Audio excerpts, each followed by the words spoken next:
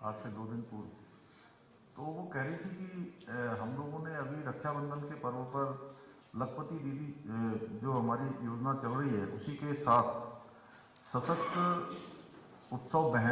सशक्त बहना सशक्त उत्सव बहना योजना हमने प्रारंभ की है।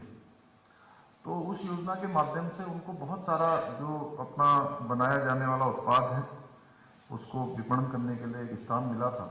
राज्य सरकार इस दिशा में भी काम कर रही है। तो मेरा विशेष अनुरोध रहेगा कि इन सबको भी कहीं ना कहीं बैंकों से ऋण लेने के लिए उसका सरलीकरण बहुत ज़रूरी है।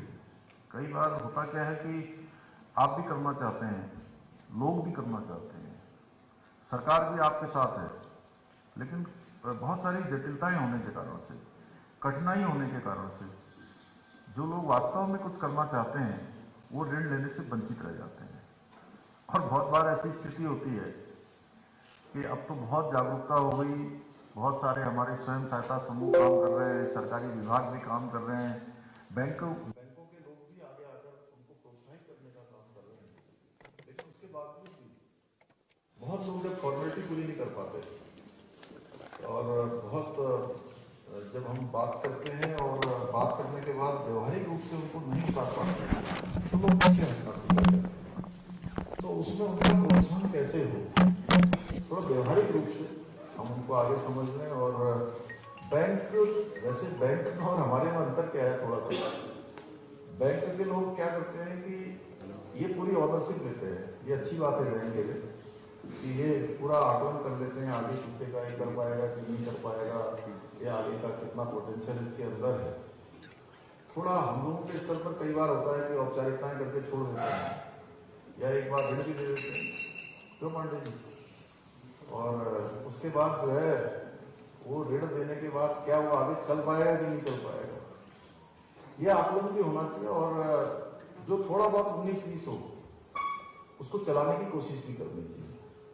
मेरा आपसे विशेष अनुरोध है कि अगर हम इस दिशा में सोचेंगे और जो हमारा विशेषकर से आज जो हमारा पर्वतीय क्षेत्र है उन क्षेत्रों में पलायन रोकने के लिए जहां सरकार ने पलायन रोकथाम का आयोग बनाया है और लगातार उस पर काम कर रहे हैं, तो आप सबसे भी मेरा अनुरोध है कि ये जो हमारे पर्वतीय जनपद हैं उनके लिए विशेष अभियान चलाकर कैंप के माध्यम से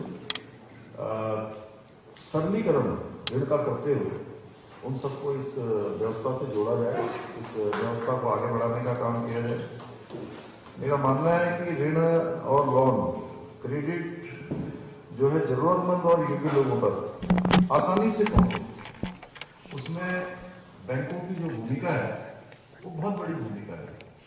उनके कारण से जरूरतमंद लोग आगे बढ़ने का उनको अवसर मिलता है और हमें ध्यान देना होगा कि जो जरूरतमंद लोग हैं वो मतलब ऋण आसानी से प्राप्त करें, अटके ना, उनको परेशान न होना पड़े, उनको लगे कि भाई जो काम हम करना चाहते हैं उसमें बैंक भी हमारा सहयोग कर रहे हैं, उनके अधिकारी भी सहयोग कर रहे हैं, बैंकों के कार्मिक भी सहयोग कर रहे हैं, हमारी संस्थाएं भी सहयोग कर रही हैं।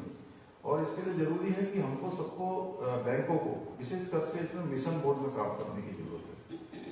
और नाबार्ड की इस ऋण योजना के आवंटन के लिए प्रत्येक बैंक ब्रांच को एक लक्ष्य लेकर, एक टारगेट लेकर इस पर काम करना होगा।